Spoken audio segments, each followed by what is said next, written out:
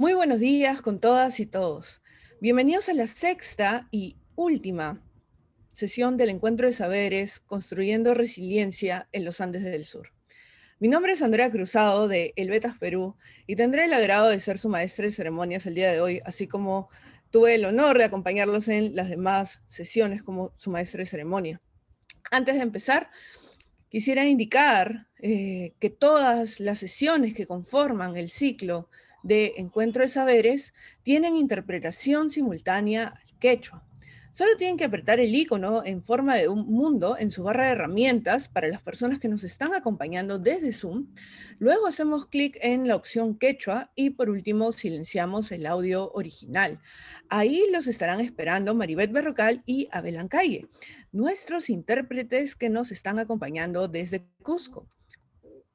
Estas indicaciones las voy a repetir un par de veces más a lo largo de esta sesión de Encuentro de Saberes para las personas que se unan más adelante y quieran disfrutar del audio en quechua.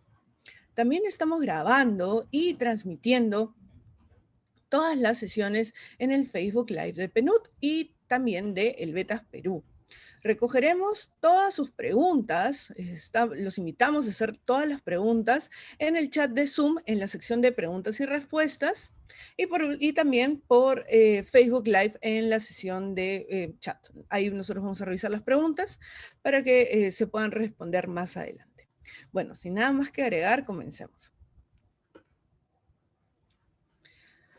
Nuestro viaje por el sur andino ya está a punto de acabar.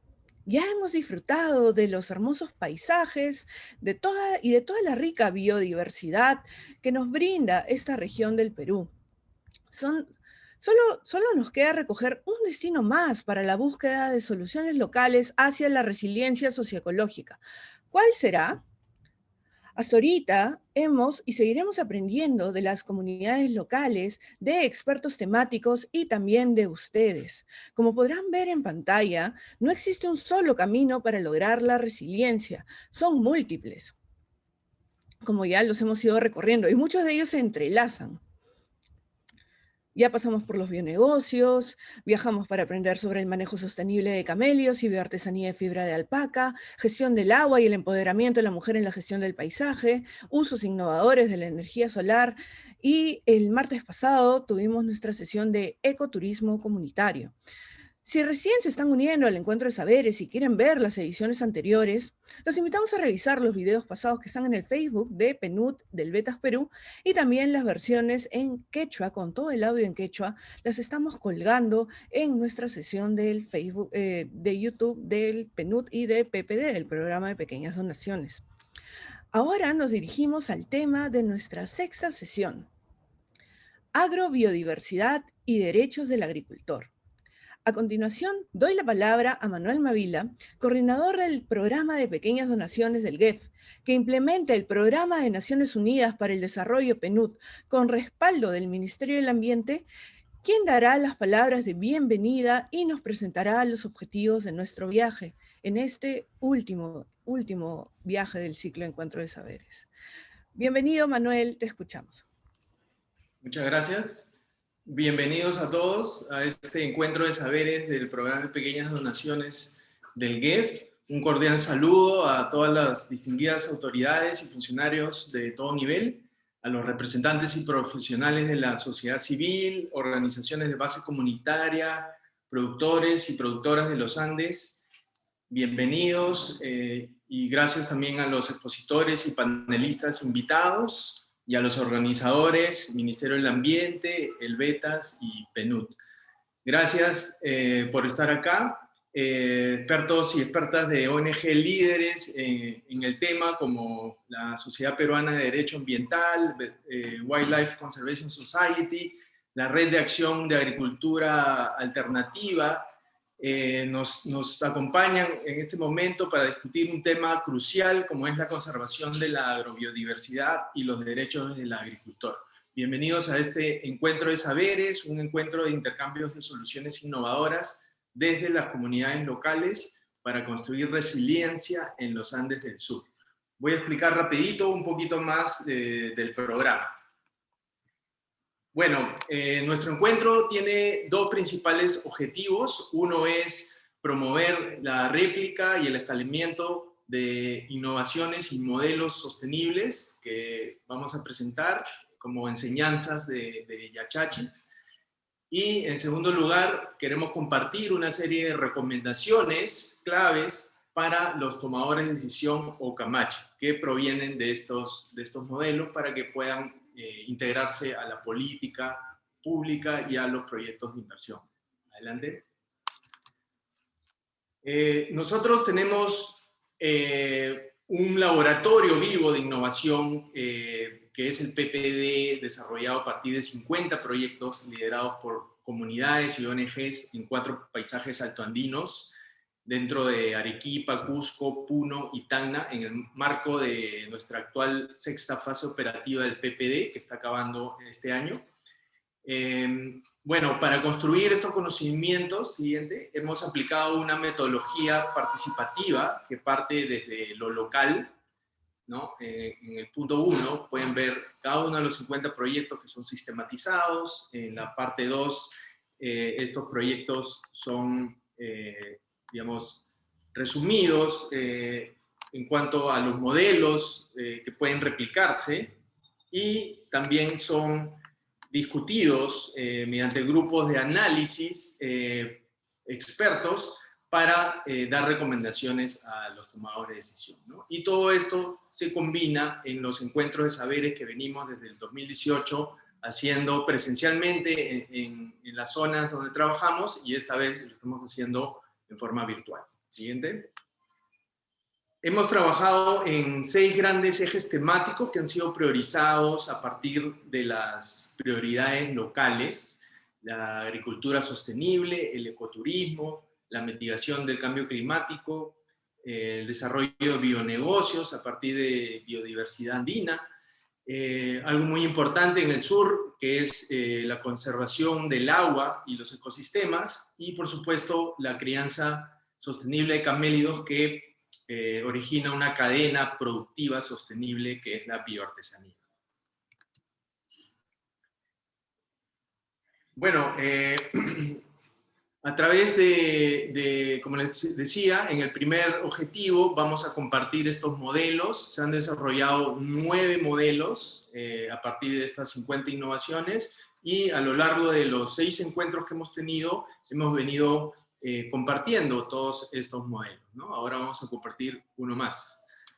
Siguiente. Y en cuanto al objetivo 2, las recomendaciones, tenemos una serie de 6 recomendaciones en las cuales tanto los modelos como acá el Betas Perú ha hecho un excelente análisis junto con muchas personas, más de 100 personas, de las cuales se ha extraído estos conocimientos, estos aprendizajes, y son sujetos de compartir en todos estos encuentros, ¿no? Y ahora vamos a hablar de uno específico, que es los derechos del agricultor, ¿no? Todo esto ha sido, obviamente, posible gracias al apoyo de todas las comunidades y organizaciones de la sociedad civil que participan en el PPD. Gracias nuevamente al Ministerio del Ambiente, al Betas y a PNUD en la coorganización del evento. Nosotros, bueno, por favor, descarguen los materiales que ya se encuentran disponibles y disfruten de este último encuentro de saberes. Muchas gracias. Muchísimas gracias, Manuel. Nosotros a lo largo de toda esta sesión vamos a compartir en nuestro chat de Facebook Live y de Zoom todos los enlaces para que ustedes puedan descargar y difundir los documentos que Manuel muy amablemente acaba de exponer. A continuación, Luis Gomero, de la Red de Acción de Agricultura Alternativa, nos presentará el modelo sostenible Recuperando Tubérculos Andinos con Agroecología. El señor Luis Gomero es ingeniero agrónomo, con estudios de maestría en la especialidad de suelos y 2 diplomados en gestión de conflictos sociales. Es presidente del Consorcio Agroecológico Peruano y coordinador nacional ejecutivo de la Red de Acción en Agricultura Alternativa. Profesor en la cátedra de la Facultad de Ciencias Ambientales de la Universidad Científica del Sur, con experiencia en diseño, formulación y ejecución de proyectos de agricultura sostenible, desarrollo rural y conservación de ecosistemas. Consultor en evaluación de impactos ambientales de proyectos de explotación de recursos naturales, facilitador de procesos participativos, resolución de conflictos sociales. Adicionalmente, es autor de diversas publicaciones en agroecología y desarrollo rural sostenible, promotor y agricultor orgánico, conferencista nacional e internacional en temas ambientales y agroecológicos. Antes de dar la palabra al señor Luis Gomero, quisiera darle la bienvenida a todos y todas las personas, a todas las personas que recién nos están acompañando en este viaje por la agrobiodiversidad y derechos del agricultor. Y recordarles que esta sesión tiene interpretación simultánea al quechua. Para las personas que nos acompañan desde el Zoom, solo deben de apretar el botón interpretación que tiene forma de mundo en la parte de la barra de herramientas del Zoom, seleccionar la opción quechua y como tercer paso silenciar el audio original. Maribel y Abel, nuestros intérpretes, ellos los estarán esperando con mucho gusto. Bienvenido, ingeniero Gomero, escuchamos su presentación. Muy buenos días con todos y todas. En primer lugar, agradecer esta invitación al PPD y el PNUD para poder compartir esta experiencia sobre lo que implica la gestión sostenible de la agrobiodiversidad. Siguiente. Bueno, creo que todos conocemos la importancia de la agrobiodiversidad. En los últimos años ha sido visibilizado ampliamente por su importancia en lo que significa la seguridad alimentaria. Además, creo que tenemos que entender que la agrobiodiversidad como un medio de vida es fundamental. Y en los Andes tenemos esas cualidades, tenemos unos saberes muy importantes en la forma como se ha manejado la agrobiodiversidad a nivel de los sistemas productivos. Esa es una de las razones por qué tenemos una gran, agrobiodiversidad que ha sido conservado a través de los tiempos y lo tenemos ahora presentes y estamos tratando de darle valor económico y valor social a estos recursos. También la agrobiodiversidad como la seguridad alimentaria, creo que es la base de nuestra nutrición, es la base ahora en tiempos de pandemia para mejorar nuestra capacidad inmunológica. Y también la agrobiodiversidad para poder adaptarnos al cambio climático que ahora es ya frecuente. Entonces, estos son aspectos importantes para poder entender la dimensión de la agrobiodiversidad. Siguiente.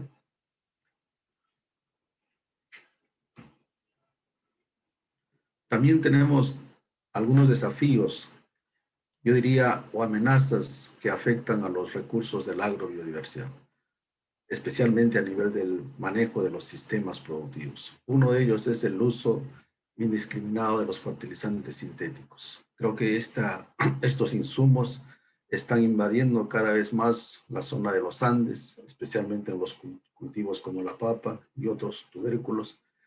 Y si esto no se regula, el uso significa una amenaza para la estabilidad de los suelos, para los impactos que puedan sufrir los microorganismos, la macro y la microfauna.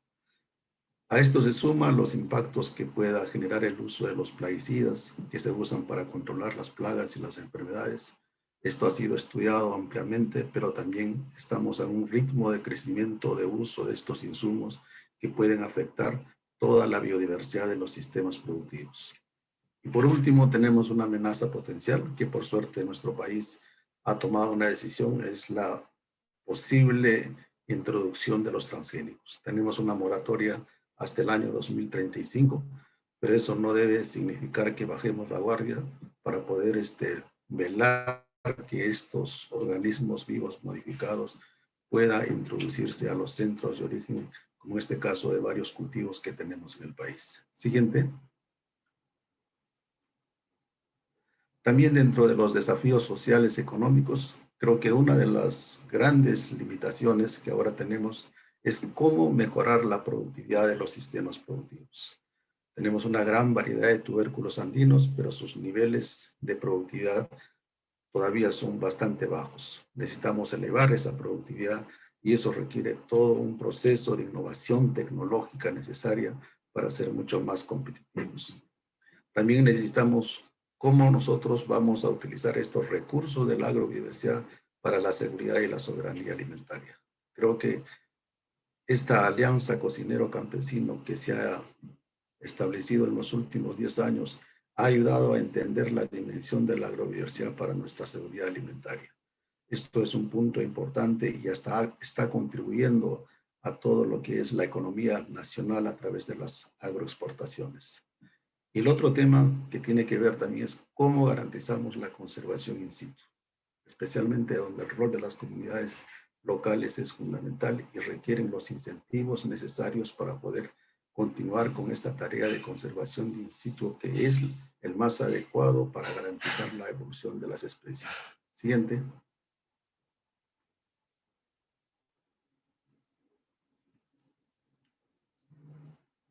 Entonces, creo que hay que construir unos modelos propios para poder garantizar la conservación de nuestros recursos de la agrobiodiversidad. Esos modelos, por supuesto, tienen una base sobre que está relacionado con los conocimientos locales.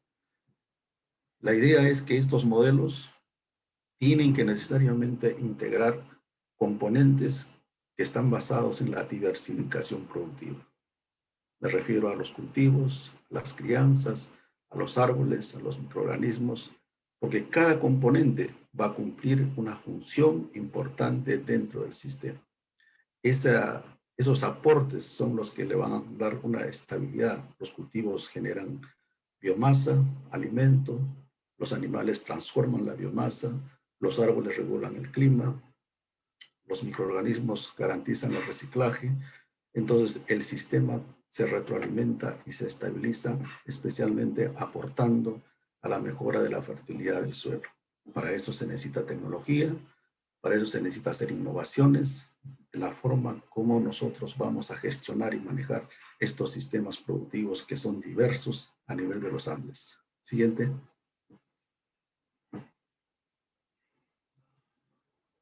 Entonces, esta propuesta está basada en la integración de los sistemas agrícolas con el sistema forestal y el sistema pecuario, cuya gestión depende de la familia. Creo que eso es muy importante destacar. Y además su capacidad productiva va a depender de la potencialidad que tienen los recursos transversales, el suelo, el agua, el clima y la biodiversidad. Entonces, todo esto se traduce en mejoras, ¿no?, de ingresos, en la mejora de la seguridad alimentaria, en la mejora de la resiliencia del sistema productivo. Siguiente. Entonces, dentro de lo que es el manejo de los tubérculos, definitivamente hay que partir desde el punto de vista de la conservación de los suelos. Yo diría más la salud del suelo. Esto nos va a permitir una mejora en la productividad. Tenemos que garantizar un buen manejo agronómico, o la siembra o el mantenimiento de los diferentes cultivos que están dentro del sistema productivo. El manejo de la cosecha y el manejo y la conservación del agua y las semillas van a ser importantes para que el sistema sea funcional. Siguiente. Entonces, de los trabajos que he realizado en campo, definitivamente hay una evidencia concreta que nosotros debemos tomar en cuenta. Nosotros necesitamos, para ser sostenibles, que los suelos estén saludables. Y para que los suelos estén saludables, tenemos que alimentar al suelo. Y el alimento básico para el suelo es la materia orgánica. Y esa es una de las prácticas tradicionales que se han hecho en los Andes, ¿no?, que las comunidades locales lo logran a través del descanso del suelo. Incrementan la materia orgánica y allí es donde entran los tubérculos para poder ser sembrados y por lo menos obtener cosechas adecuadas. Siguiente. Por ejemplo, las ainocas en Puno es un ejemplo interesante de cómo se ha generado un sistema de producción que ha permitido la conservación y la recuperación de la diversidad de variedades de papa, de quinoa y de otros cultivos. pero este es un manejo, ¿no?, sobre la base de un plan de rotación de los cultivos en el espacio y en el tiempo. Son modelos que han subsistido, se mantienen, siguen practicándose. Estas son las lecciones que nosotros tenemos que repotenciar para poder manejar nuestra agrobiodiversidad. Siguiente. Acá, por ejemplo, sobre los trabajos de campo que se han realizado, podemos encontrar de que este sistema de gestión es muy rico, ¿no?, muy rico en conocimientos, muy rico, digamos, en manejar los sistemas de producción, en interactuar los saberes y además generar lecciones aprendidas de cómo nosotros podemos regular los problemas que puedan afectar a los sistemas productivos. Necesitamos por eso manejar muy bien la diversidad varietal y la diversidad entre especies, que es la base de la diversificación productiva. Siguiente.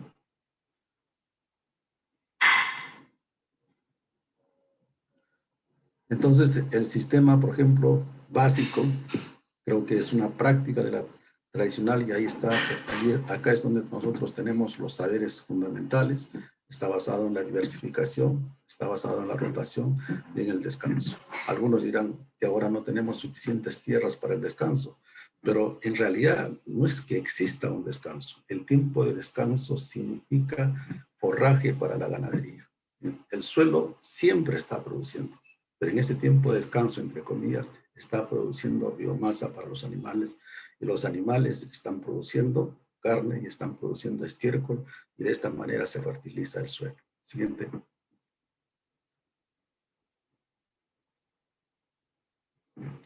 También el sistema de diversificación está basado en que las plantas cultivadas no solo sirven para darnos alimentos, sino también enriquecen al suelo, como es el caso del tarwi o el chocho, el lupinus. No tiene una capacidad de fijación de nitrógeno y de esta manera pues se incrementa el contenido de nitrógeno en los suelos que son muy necesarios para cultivos de mayor requerimiento nutricional como es la papa o otros tubérculos. Siguiente. Entonces, creo que una de las cosas que tenemos que corregir es nuestro concepto sobre lo que es el plan de abonamiento en los sistemas de producción. Por muchos años hemos enfocado el plan de abonamiento solo mirando a la planta, pero no mirando al suelo. Hoy creo que los planes de abonamiento tienen que tener dos objetivos: cómo alimentar al suelo y cómo alimentar a la planta. Ese enfoque integral nos va a permitir crear condiciones para un suelo saludable y productivo. Siguiente. Entonces, cuando hablamos de un manejo de la fertilidad natural del suelo, tenemos muchas opciones. No podemos estar supeditados solamente a la aplicación del NPK como hasta ahora muchos agrónomos o muchos colegas recomiendan en lo que es manejo de los cultivos. Creo que las propuestas técnicas diversas nos van a ayudar a cumplir con los diferentes requerimientos que tienen los cultivos en los sistemas productivos para poder mejorar su productividad. Y además, para garantizar que el suelo siempre se mantenga fértil. Siguiente. Es muy importante también destacar de que el manejo de los sistemas de producción, ¿no?, desde el enfoque agroecológico, debe ser un paso inicial para poder diversificar el sistema a nivel del paisaje productivo. Creo que eso es fundamental y se parte del manejo del suelo, del manejo de la finca, hasta que nosotros tengamos pues un paisaje productivo que nos va a generar servicios ecosistémicos, que es fundamental para todos a nivel de un territorio. La agroecología es para eso. La agroecología nos permite, en primer lugar, mejorar la productividad desde la diversificación, nos permite recuperar la biodiversidad, nos permite recuperar, digamos, el paisaje para generar servicios ecosistémicos. Siguiente.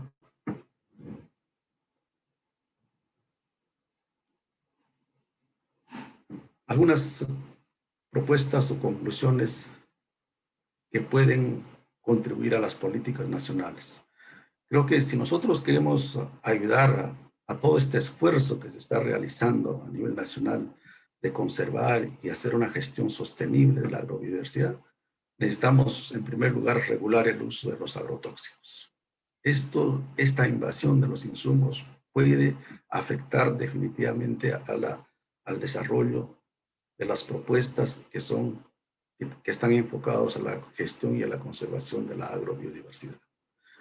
En segundo lugar, yo creo que tenemos que demandar al MINAGRI y al SENASA para que se implementen programas de manejo integrado de plagas. No podemos hacer que todo esté supeditado solamente al uso de los insumos. Creo que eso hay que cambiar, tenemos que tener zonas pilotos, territorios manejados bajo este enfoque que nos va a ayudar a reducir significativamente estos insumos que están afectando a la biodiversidad, como es el caso del uso de herbicidas, de insecticidas, fungicidas, que es bastante significativo ahora en el país. Estamos llegando a 26.000 toneladas métricas de estos insumos que están usándose. Hace 10 años solamente se usaban 10.000 toneladas métricas. Necesitamos apoyo directo a los agricultores involucrados en la producción ecológica de los tubérculos andinos. Creo que hay un esfuerzo, hay que fortalecerlos y apoyarlos a cada uno de ellos. Establecer estímulos a los conservacionistas de la agrobiodiversidad. Y creo que declarar territorios de producción orgánica en las principales zonas de agrobiodiversidad es una tarea. Eso puede generar un valor agregado importante para la economía local y también para la economía del país. Siguiente. Con posibilidades de escalamiento, creo que la propuesta agroecológica tiene ya suficiente desarrollo desde el punto de vista conceptual, técnico y estratégico. Pero sin embargo, está teniendo limitaciones para escalar. ¿Por qué tiene esta limitación para escalar? Porque no es tan fácil gestionar los sistemas de producción desde el enfoque integral. Hay mucha especialización, hay una visión lineal en el manejo de los sistemas productivos. Siempre estamos tratando de ser especialistas en papa, especialistas en maíz, especialistas en arroz, especialistas en palto o especialistas en crianza, pero no queremos generar sistemas, ¿no?, diversificados. Eso definitivamente implica procesos de aprendizaje y hay que desarrollarlos a todo nivel. Asimismo, creo que las políticas locales y regionales tienen que empezar a gestionar sus territorios desde este enfoque, especialmente a nivel de los Andes. Los Andes son territorios donde la propuesta agroecológica mejor se inserta para poder garantizar los objetivos que ya se han planteado. Siguiente. Bueno, muchas gracias. Espero de que esta visión de la agroecología como una estrategia para poder potenciar el valor de la agrobiodiversidad sea pues el eje para poder darle mayor valor agregado social, económico y ambiental a estos recursos que son muy importantes para el desarrollo de nuestro país. Muchas gracias. Muchísimas gracias, ingeniero Gomero, por esta presentación. Queremos recordar que este y todos los demás modelos sostenibles los pueden encontrar en la página web de ppdperú.org. Asimismo, también lo vamos a colocar en el chat de Zoom y del Facebook. También queremos mencionar las asociaciones que han formado parte de esta sexta fase del PPD y que han contribuido a la construcción de este modelo. Tenemos asociaciones, comunidades campesinas y municipios en Cusco y Puno. A continuación, los invitamos a ver un video donde viajaremos a conocer la agricultura en Moquegahe, Japón.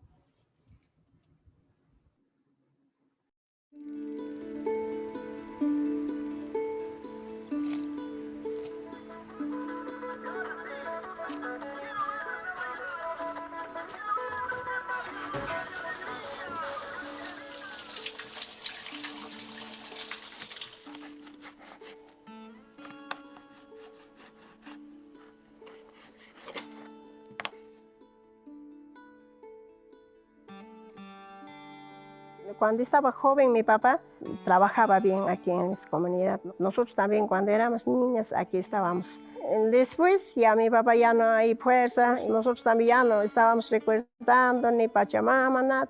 Hemos olvidado trabajar y ahora estamos recuperando esos andines.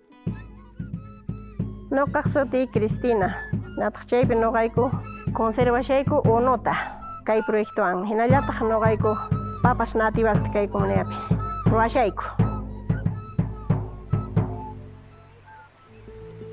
queremos recuperar andenes y ahí estamos haciendo papas. Papas nativas, 48 variedades. Naturalmente estamos abonando con biol y compost también. Hacemos con eso, fomeamos, ya no es contaminado, es papas. Para nosotros mismos también es mejor. Zanja también estamos haciendo, estamos manteniendo nuestra agua y más estamos trabajando.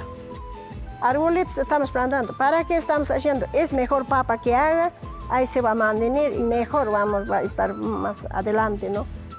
Capacitando nos da más fuerza, más valor. Ahí estamos aprendiendo. Mis compañeras ya no tienen miedo ya. Más antes no participamos nosotros mujeres. Ahora nosotros vamos junto con nuestros hijos, trabajamos, organizamos nuestros con esposos, así. Junto es mejor.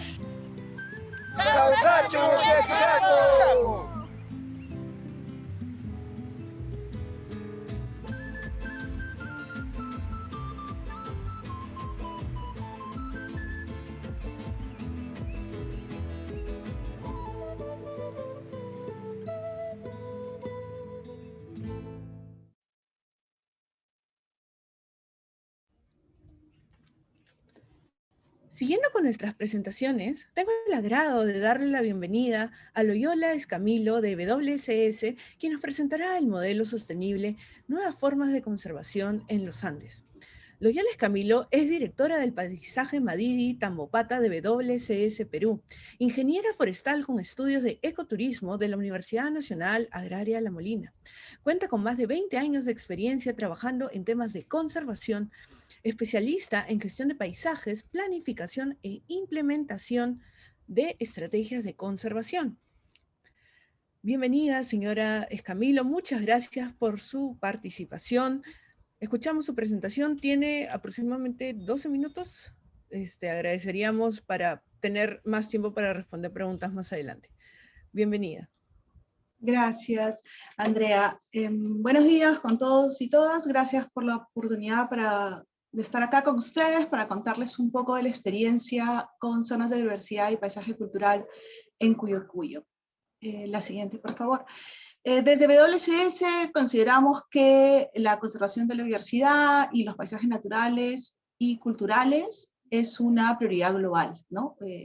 Esta pandemia nos ha enseñado la importancia, así como en salud y educación, todo lo que es reforzar servicios de salud y educación, también todo lo que es conservación de la diversidad, en donde para nosotros está incluida la agrodiversidad, y los paisajes naturales y los paisajes culturales o el patrimonio cultural está estrechamente vinculado a las dinámicas naturales en este momento, ¿no? En ese sentido, la cultura, el desarrollo social está muy relacionado con esta diversidad y su entorno, donde se desarrolla determinada sociedad.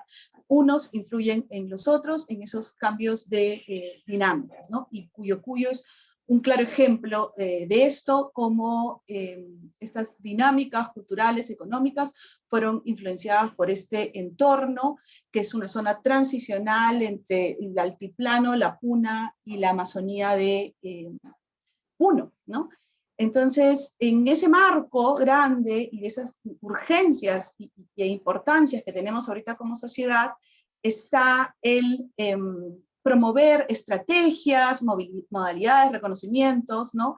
Que promueven esta gestión conjunta del patrimonio natural y del patrimonio cultural, de manera complementaria, coordinada, en beneficio de las comunidades, en este caso altandinas, y a la conservación de la biodiversidad.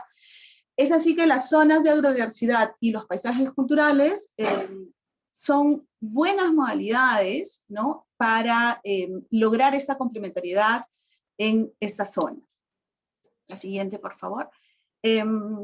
Como WSS emprendimos el trabajo de apoyar a las comunidades campesinas y al municipio distrital en el reconocimiento de una zona de biodiversidad y un paisaje cultural. Era un sitio prioritario identificado por el gobierno regional de Puno, y se revisó junto con las comunidades cuáles serían las estrategias más viables en esta zona, y se acordó trabajar estas dos, ¿no? Fue un camino largo que se recorrió conjuntamente con el INIA, del Ministerio de Agricultura, en donde se preparó un expediente técnico.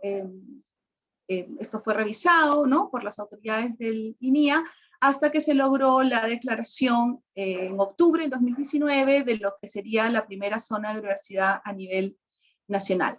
A la fecha ya van 4, ¿no? Una de las cosas que consideramos que puede haber sido un logro de todas las personas que han venido empujando desde hace muchos años la zona de biodiversidad, este último empujoncito que dimos nosotros con las comunidades, es que los tiempos actualmente se han acortado. Entonces las comunidades campesinas o las zonas de biodiversidad que se presentaron después de Cuyo Cuyo salieron más rápido, y ahorita hay como 6 o 7 ya preparando expedientes, ¿no? Lo cual es algo positivo. La siguiente, por favor. En el caso de paisajes culturales, que es una herramienta del Ministerio de Cultura, un reconocimiento como Patrimonio de la Nación del Ministerio de Cultura, para el caso de Cuyo Cuyo se presentó en la subcategoría de paisaje vivo, ¿no? Porque justamente son andenes que actualmente se encuentran en producción. Hay muchas de las tecnologías y saberes empleados desde hace tiempo, también han evolucionado, se han adaptado, se mantienen, ¿no? Nosotros pudimos identificar como 32 tecnologías empleadas. Lo más probable es que haya muchas más, ¿no? Pero eso es lo que se identificó en una evaluación rápida. Acá también fue un proceso largo y es un reto para ambas modalidades, 2 cosas creo principalmente, ¿no? Disminuir los tiempos, ¿no? De revisión, capaz de requisitos, y que se simplifique para que las propias comunidades, sin mucho apoyo externo, puedan preparar esos expedientes y que salgan rápidamente los reconocimientos y los beneficios, ¿no? De este reconocimiento. No que solo quede en un reconocimiento, sino que haya algunas medidas que se pueden implementar desde el Estado o ONGs u universidades en beneficio de estas comunidades y para conservar el patrimonio natural y cultural que se encuentre ahí, incluido, por supuesto, la biodiversidad, ¿no? El siguiente, por favor. Estas modalidades, además, aportan para metas ya como gobiernos regionales o como país en el marco de convenciones internacionales, ¿no? Como metas Aichi, complementan las diferentes estrategias o modalidades que puede haber en el paisaje, ¿no? Ya lo mencionó Luis Gomero anteriormente, es importante que los sistemas productivos se integren a lo que viene a ser el sistema del paisaje o las estrategias, las dinámicas de ese paisaje, ¿no? Siendo el suelo el ente, lo principal, el recurso principal, ¿no? Al que hay que meterle mucho ojo, ¿no? Entonces, donde están estas 2 modalidades que apoyamos a contribuir, aguas abajo, donde están, ¿no? Están en cabecera y cuenca del Inambari, está el Parque Nacional Bajo Pasonene, por ejemplo, ¿no? O está toda la zona de Yungas, de Puno, de la Amazonía de Puno. Entonces, ¿cómo mirarlo como paisaje, ¿no? Y cómo se contribuye el intercambio de productos entre la zona más amazónica y la zona más andina. En el intercambio cultural, uno logra ver en Cuyo Cuyo, en los telares, mucho de la Amazonía, loros, jaguares, ¿no? Entonces, todo esto cómo se integra en el paisaje, ¿no? Por supuesto, se aporta también a nivel de metas globales con conservación de diversidad genética y de especies vegetales, animales y silvestres, y en el marco de protección del patrimonio natural y cultural de las políticas de la UNESCO, ¿no? La siguiente, por favor. Hay algunos retos generales que nosotros vemos, ¿no? Voy a mencionar como los principales.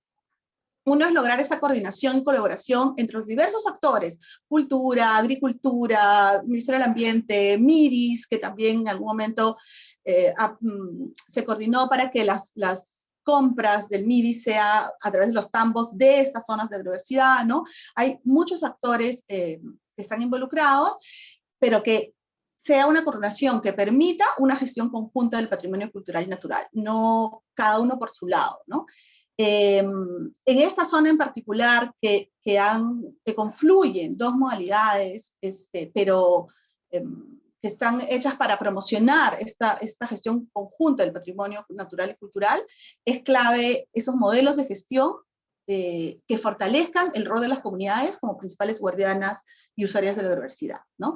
Así como, nuevamente, tomando referencia a la pandemia, así como hemos visto la urgencia de mejorar los servicios de salud y educación también, es súper urgente e importante fortalecer a todas las comunidades campesinas, ya lo dijo Luis Gomero, las comunidades campesinas, nativas, los campesinos de la costa son los que están alimentando. Si los descuidamos, si descuidamos el recurso suelo, si descuidamos las comunidades, a los pobladores, no va a haber alimentación, ¿no? Ni para ellos ni para las ciudades. Entonces, ahí es como clave que esos modelos de gestión vinculados a zonas de biodiversidad prioricen y fortalezcan este rol de las comunidades.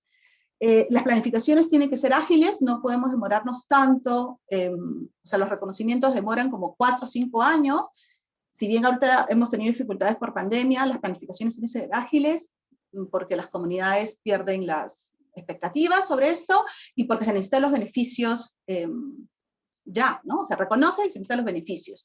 Inclusive en paralelo a lo que se está dando las planificaciones con las comunidades, ya se puede ir implementando acciones que han salido del proceso de reconocimiento o de los procesos de consulta previa, libre e informada, como fue el caso de paisaje cultural, ¿no? Y por último, presupuesto, ¿no? Es clave que si ya se está haciendo una priorización de zonas de biodiversidad o de paisajes culturales, se pueda consignar presupuestos para la atención de estas zonas, ¿no? Ahí es un llamado al MEF, es urgente que el MEF se involucre también en esto, y se prioricen como casos pilotos, para luego escalar a otras zonas, o diferentes mecanismos financieros de ayuda a las comunidades para incrementar productividad, para mantener variedad de cultivos, para hacer investigaciones sobre los parientes silvestres, etcétera, ¿no? Y cumplir las expectativas de los actores donde estas zonas han sido reconocidas. La siguiente, por favor. El caso específico de Cuyo Cuyo, la siguiente.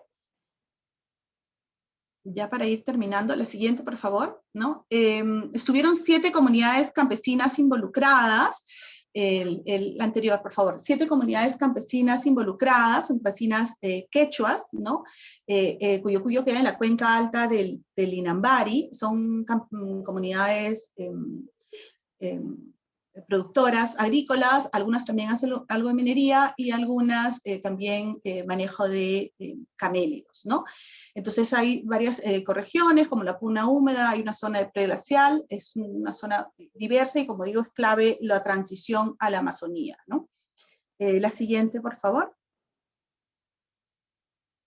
Y en el caso específico de Cuyo Cuyo hay algunas posibilidades de escalamiento que identificamos el año pasado, o sea, tanto en los procesos de reconocimiento, y también el año pasado trabajamos de manera conjunta con Mincul e INIA, que son actores claves en la gestión de Cuyo, para identificar algunas posibilidades que se pueden ir implementando, ¿no? Es clave el fortalecimiento de la organización comunitaria, sobre todo entre comunidades, ¿no? Porque la zona de biodiversidad, por ejemplo, son 6 comunidades y el paisaje cultural son 7 comunidades, ¿no?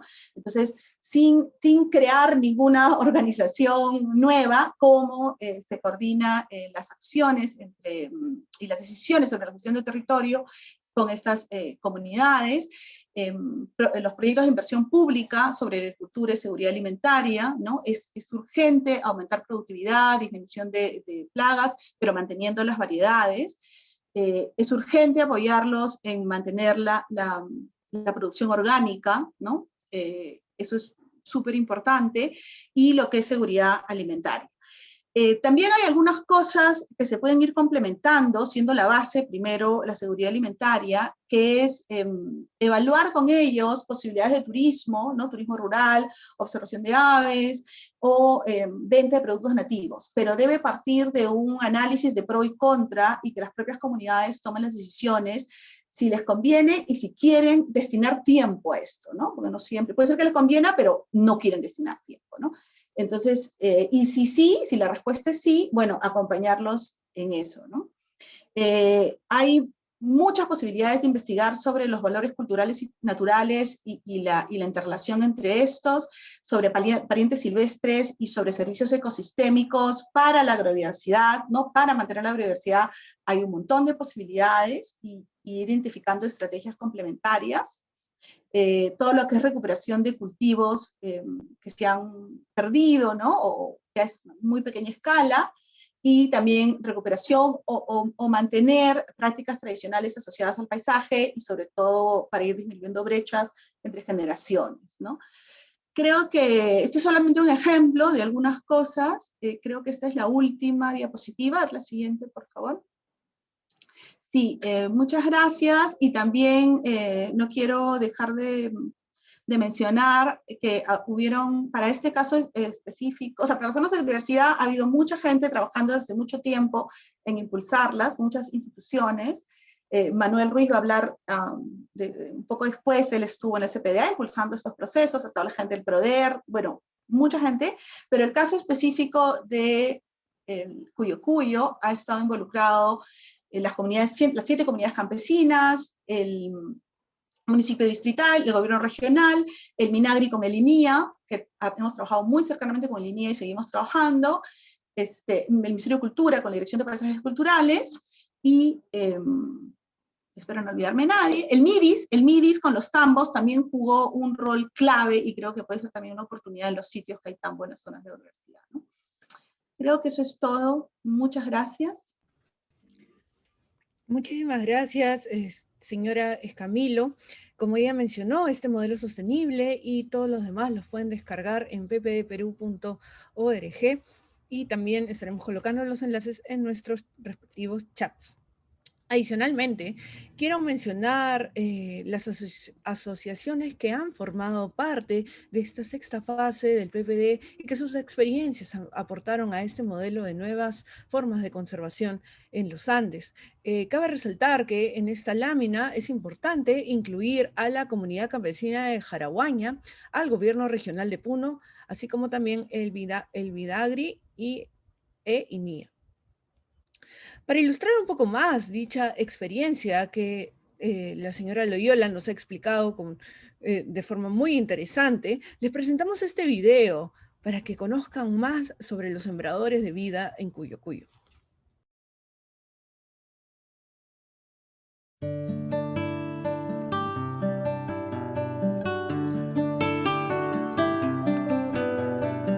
Yo me llamo Jesús Mamani Colque, del distrito de Cuyucuyo, de la provincia Sandia, del departamento Puno, Perú.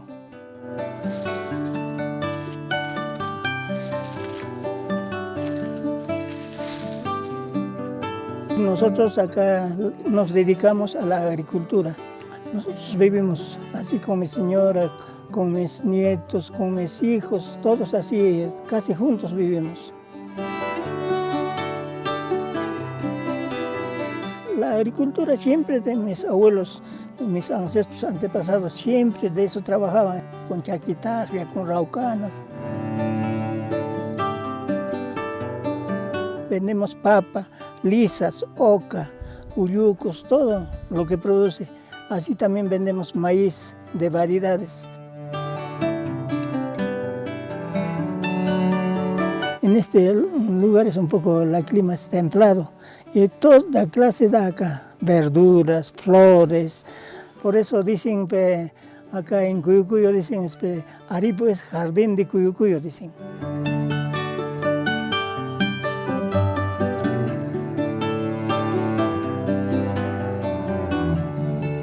Y también tenemos aguas termomedicinales en Cuyucuyo mismo. Y siempre vamos a bañarnos y ya no tenemos ni reumatismo, nada.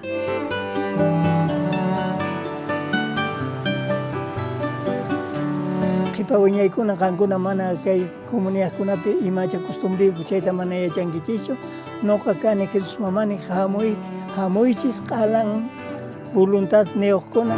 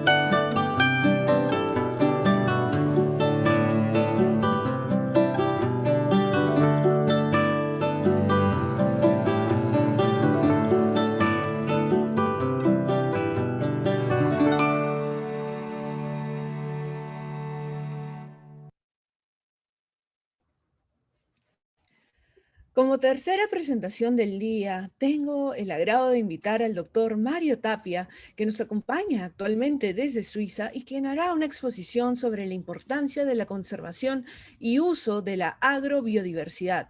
El doctor Mario Tapia es natural de Ayaviri, el corazón del altiplano de Puno. Es ingeniero agrónomo de la Universidad Nacional Agraria La Molina. Tiene un PhD en la Colorado State University en Fort Collins, Estados Unidos. Ex profesor de la Universidad Nacional del Altiplano. Actual profesor visitante de la Escuela de Graduados de la Universidad Nacional Agraria La Molina. Investigador asociado de AEDES Arequipa. Ha escrito libros sobre cultivos andinos y desarrollo rural. Al doctor Mario Tapia lo tuvimos en la exposición sobre recomendaciones a tomadores de decisión en cuanto a bionegocios, en nuestra primera sesión del Encuentro de Saberes. Y ahora volvemos a tener el lujo de contar con su presencia en esta última sesión hablando sobre agrobiodiversidad. Invito a todos y todas a escribir sus preguntas en la sección de preguntas en el Zoom y también en el chat del Facebook. Informo que si nos acompañan desde Zoom, pueden acceder a la interpretación simultánea al quechua. Solo tienen que apretar el icono de interpretación que tiene forma de mundo, seleccionar la opción quechua y silenciar el audio original. Doctor Tapia, muy buenos días, o bueno, buenas tardes para usted. Tiene 7 minutos. Me encantaría que sean más para, con el lujo de experiencias y de conocimiento que usted tiene, pero lamentablemente tenemos el tiempo un poquito cortito. Lo escuchamos. Perfecto. Nuevamente muy buenos días a todos, a ustedes, y agradeciendo la invitación que se ha continuado en estas 6 sesiones, ahora la última, sobre la experiencia de estos interesantísimos 50 proyectos que ha desarrollado el PPD y que nos han dado muchas pautas y conocimientos. Yo voy a tratar de enfocar más bien las lecciones que hemos aprendido sobre la importancia de la conservación y uso de la biodiversidad. Importancia porque también debemos muy bien diferenciar qué es biodiversidad y qué es agrobiodiversidad. Y cómo la agrobiodiversidad es la base para el desarrollo de una agricultura ecológica. Entonces, en ese sentido, yo creo que no debemos olvidarnos que hay una diapositiva de más de 30 cultivos nativos que tenemos y venimos utilizando, pero están también compuestos por los recursos de crianzas y microorganismos del suelo. Entonces, en ese sentido es integral la agrobiodiversidad. El conocimiento de los ecosistemas, el conocimiento de los recursos genéticos y las tecnologías que han permitido la conservación de esos recursos. La siguiente, por favor. Ventajas, entonces, de la agrobiodiversidad. Podemos diferenciarlas para el productor, para el consumidor y para el país y el mundo, si se toma como recursos genéticos. Para el productor, yo creo que el profesor Romero ya ha explicado muy bien la defensa contra los factores bióticos y abióticos, la seguridad alimentaria, las posibilidades económicas cuando se da un valor agregado y la adaptación de estas variedades a sus ecosistemas. Para el consumidor, los alimentos sanos, que ahora son tan importantes en esta situación de la pandemia. Y finalmente, quizás lo que hemos aprendido también, los recursos genéticos para el país y para el mundo.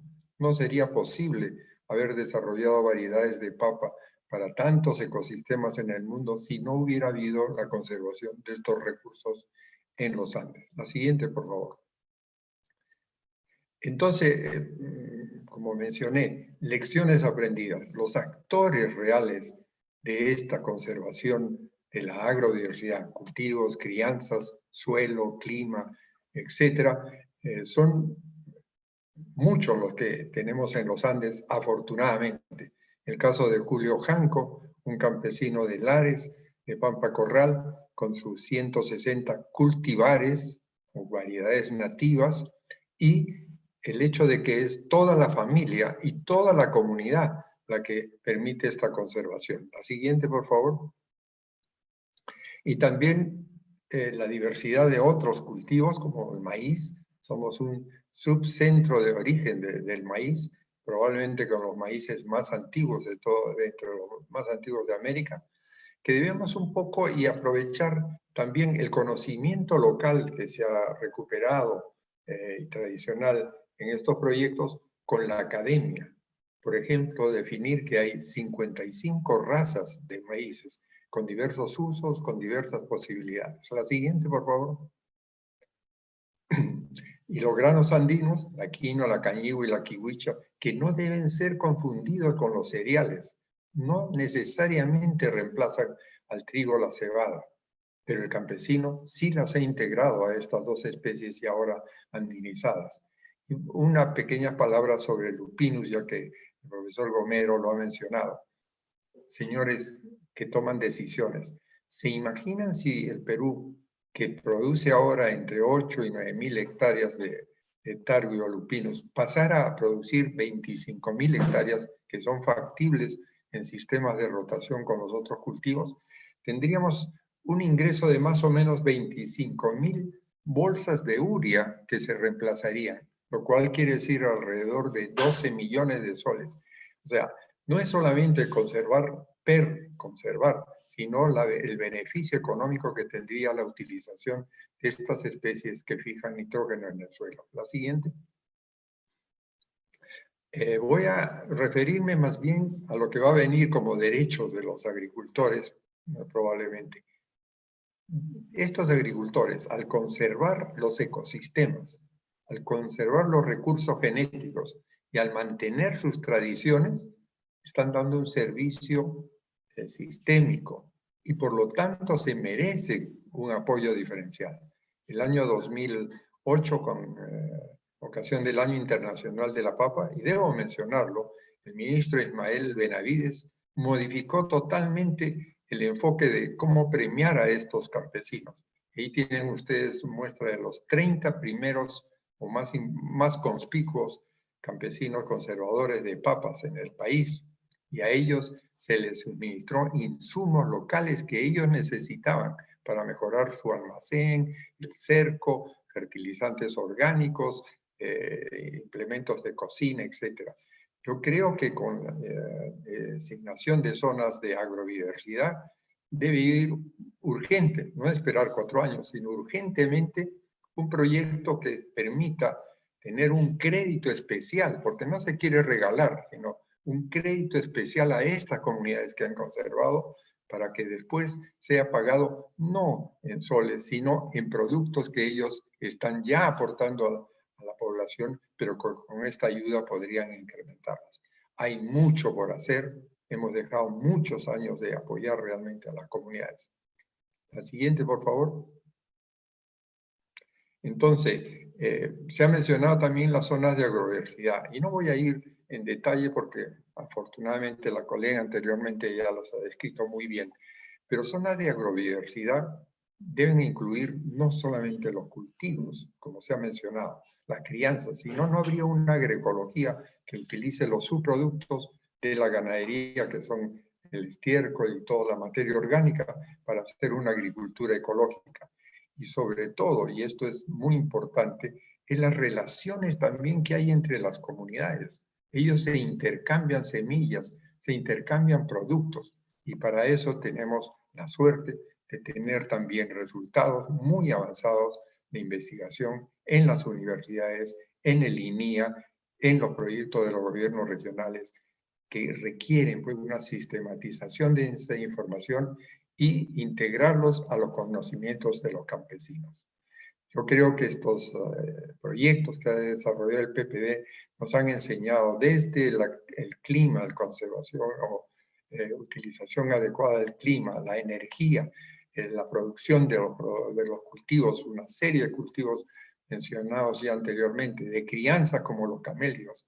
La siguiente, por favor.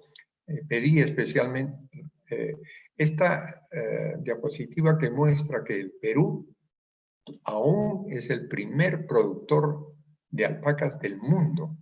Eso es un patrimonio, son 3.300.000. Y la Sierra Sur, afortunadamente donde se trabaja, el 73% de todos los camélidos están en esta zona de punas secas y húmedas, que muy bien se han referido, que también es un conocimiento sobre la zona ecológica.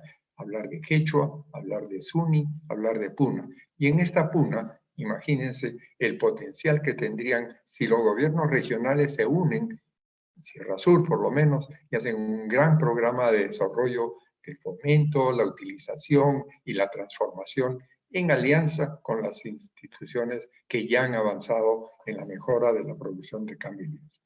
Yo les agradezco mucho y reconozco que esta ha sido una tarea muy especial del BETAS, del proyecto, pequeños proyectos de desarrollo, y el MINAN, a quien agradezco mucho haberme permitido exponer estas pocas palabras. Muchas gracias. Muchísimas gracias, doctor Tapia, por esta presentación. 8 minutos. Muchísimas gracias por respetar el tiempo. A continuación, llegamos a las recomendaciones para tomadores de decisión. Invito al doctor Tapia que si puede apagar su cámara y su micro de repente para que no se filtren sonidos. Muchas gracias. Ahora llegamos a las recomendaciones para tomadores de decisión. Invito al señor Manuel Ruiz Müller de la Sociedad Peruana de Derecho Ambiental para que nos exponga sobre los derechos del agricultor en el marco del Tratado Internacional sobre los Recursos Fitogenéticos para la Alimentación y la Agricultura. El señor Manuel Ruiz Müller es abogado egresado de la Pontificia Universidad Católica del Perú. Fue director de programas de asuntos internacionales y biodiversidad de la Sociedad Peruana de Derecho Ambiental entre 1998 y 2014. Durante casi 3 décadas ha trabajado en temas tales como sostenibilidad, procesos internacionales y propiedad intelectual, sugerencias genéticas digitales y distribución de beneficios, agrobiodiversidad, seguridad alimentaria, pueblos y comunidades rurales y cambio climático. Ha apoyado procesos políticos y normativos en la comunidad andina, Parlamento Amazónico, OCTA, UNASUR, CCAD, etc. También ha sido consultor para la GIZ, el Banco Interamericano de Desarrollo, la FAO y otras organizaciones internacionales. Profesor de Derecho Ambiental Internacional de la Pontificia Universidad Católica del Perú y publicado extensivamente estos temas en diversas publicaciones. Bienvenido, señor Ruiz Müller. Escuchamos su presentación. Tiene 10 minutos. Perfecto. Muchísimas gracias. Mi conexión está un poco inestable, quizás se corte por unos segundos, pero creo que me van a poder escuchar. Quiero agradecer al programa de pequeñas donaciones del PNUD, del GEF, por esta oportunidad y a los organizadores para poder compartir con ustedes algunas ideas relacionadas con lo que significan los derechos del agricultor y algunas recomendaciones que se me ocurren podrían calzar bien dentro de las discusiones que hemos tenido en esta sesión de la mañana. La siguiente transparencia, por favor.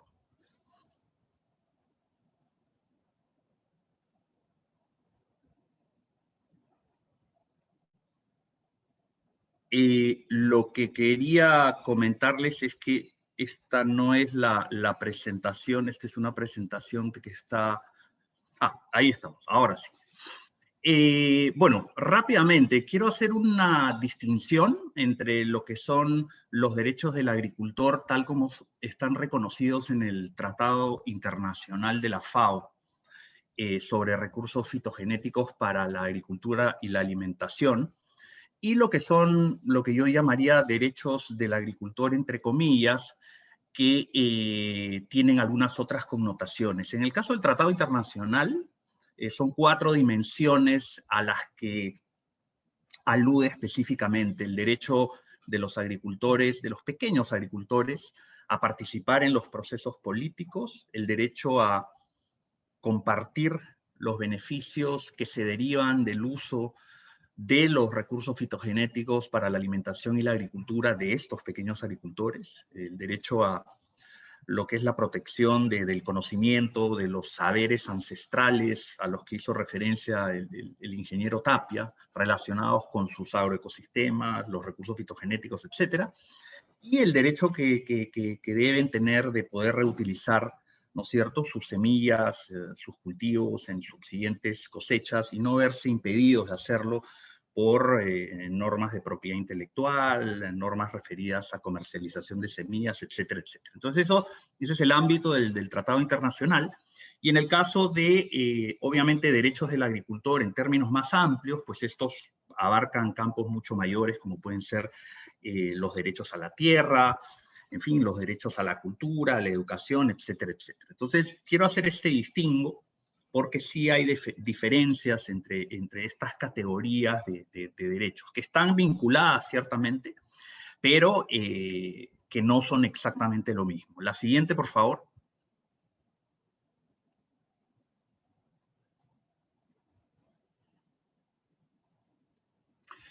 Rápidamente, y esto probablemente lo han visto ya a lo largo de este seminario, de este conversatorio.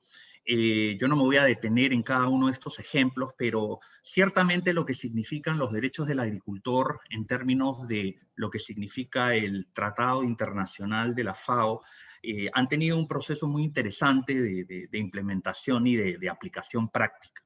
Desde el año 2001, en el que se aprobó el Tratado Internacional, pues se han dado una serie de iniciativas, ¿no es cierto?, en las cuales se puede verificar de distintas maneras, en distintos proyectos, el reconocimiento, ¿no es cierto?, de los derechos del agricultor. Y aquí hay algunos ejemplos nada más, hay muchos más, que están referidos al propio proyecto de conservación in situ de hace algunos años, el proyecto de conservación GEF que actualmente implementa el MINAM, la creación del Parque de la Papa hace más de una década, la propia creación de la zona de agrobiodiversidad en Cuyo, a la que hizo mención Loyola, en fin, distintas iniciativas, ¿no es cierto?, que reflejan en los hechos un reconocimiento de estos pequeños agricultores, en algunos casos participación en procesos, y algunas de estas dimensiones que mencioné sobre los derechos del agricultor. Pero hay también muchos desarrollos legales, ¿no? Y eso creo que es importante destacarlo. En el Perú, desde, yo diría, finales de los años 90, se han aprobado una serie de normas que también reflejan no solamente los derechos del agricultor en el ámbito del tratado, sino que incluso van un poco más allá del propio tratado. Y ahí hay alguna lista de los desarrollos que tenemos actualmente vigentes, que son muy importantes, ¿no? Es decir, se empieza a prestar atención mucho más a estos pequeños agricultores que describió también el ingeniero Tapia, ¿no? Y tenemos una norma sobre zonas de agrobiodiversidad, una ley de promoción de la agricultura familiar, una norma sobre protección de conocimientos tradicionales, reconocimiento como patrimonio nacional de cultivos y crianzas nativas, etcétera, etcétera. Entonces hay cierta arquitectura, si se quiere, normativa que busca proteger y cautelar estos derechos del agricultor. La siguiente, por favor. Y la siguiente. ¿Cuáles son, y aquí entro a los elementos centrales de mi presentación, algunos desafíos y retos, ¿no?, para continuar en este proceso de reconocimiento y de implementación de estos derechos? Una de las cosas que creo se tiende a hacer en los discursos es hablar de la agricultura, ¿no?, en el Perú, y creo, y esto he insistido en distintas ocasiones, hay que hablar de agriculturas, ¿no? Hay una diversidad de agriculturas en el país y cada una requiere soluciones y aproximaciones, incentivos y políticas públicas diferenciadas, ¿no?, en términos generales. Entonces, no hay una más importante que otra, todas tienen importancia en distintas dimensiones, pero hay que prestarle atención sobre todo a esta pequeña agricultura de los agricultores andinos, de los pequeños comuneros en zonas amazónicas e incluso en las zonas de costa, ¿no?, que son quienes históricamente han estado olvidados, pero que sin embargo, como dije antes, encuentran ya un marco normativo que empieza a prestarles algo de atención. Dicho esto, y pese a los avances que tenemos, continuamos, ¿no?, con una pequeña agricultura que aún sigue siendo poco apreciada, ¿no?, en cuanto a su importancia. Y muchas veces hay una desconexión entre el discurso en el cual se pueden presentar, digamos, éxitos y progresos y la realidad misma, ¿no? Y todos los que están presentes seguramente en este conversatorio han viajado por el Perú y conocen la realidad, ¿no?, de los pequeños agricultores andinos, que es una realidad compleja, ¿no? Y en ese sentido, pues, hay que potenciar, revitalizar las políticas públicas, generar recursos que se canalicen, ¿no?, y que le permita a esta agricultura continuar desarrollándose y progresando. Y en ese sentido, ¿cómo hacer para convertir a esta pequeña agricultura en un motor visible y robusto de lo que significa el desarrollo nacional? Es decir, no solamente una pequeña agricultura que a veces vemos como simplemente marginal, ¿no es cierto?, en función a cierta coyuntura, por un elemento vinculado a factores de tipo turístico, ¿no es cierto?, elementos culturales que se destacan, pero que no calan todavía como verdaderos motores del desarrollo y del progreso, por lo menos no son reconocidos en este contexto de manera más visible.